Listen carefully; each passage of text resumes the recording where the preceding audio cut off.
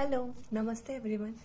मैं निशा MBBS student आपको अपने इस वीडियो में आज हाइपोग्लाइसीमिया के बारे में बताऊंगी। पहली बात, हमें जाने कैसे कि हाइपोग्लाइसीमिया हाइपोग्लाइसीमिया ज़रूरी नहीं कि सिर्फ डायबिटिक पेशेंट में ही प्रेजेंट हो, ये नॉन डायबिटिक में भी हो सकता है।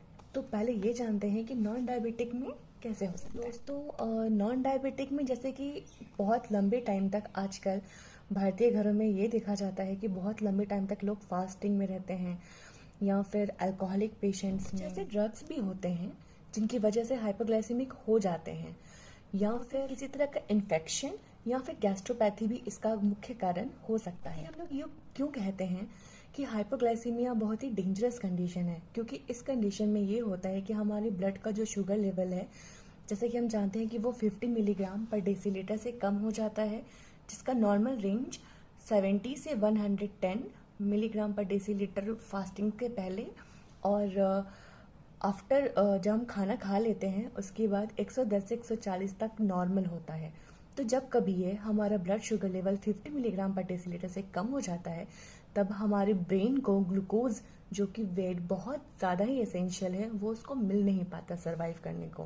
तो पता कैसे लगे कि हमें हाइपोग्लाइसीमिया की वजह से ये सारी चीज़ें हो रही हैं।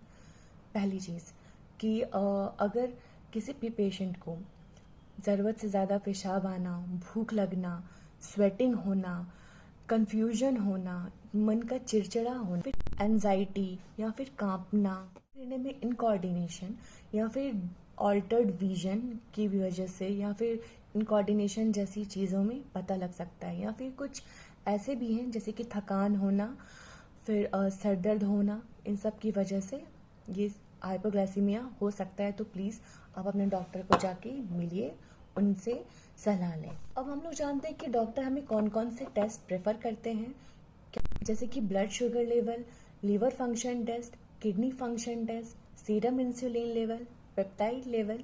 तो ये सारे टेस्ट वो टेस्ट हैं जो डॉक्टर हमें रिकमेंड करते हैं और जो हमें करवाना होता है टू चेक योर हाइपोग्लाइसीमिया। और जानकारी के लिए please subscribe my channel. Thank you. Stay healthy, stay safe.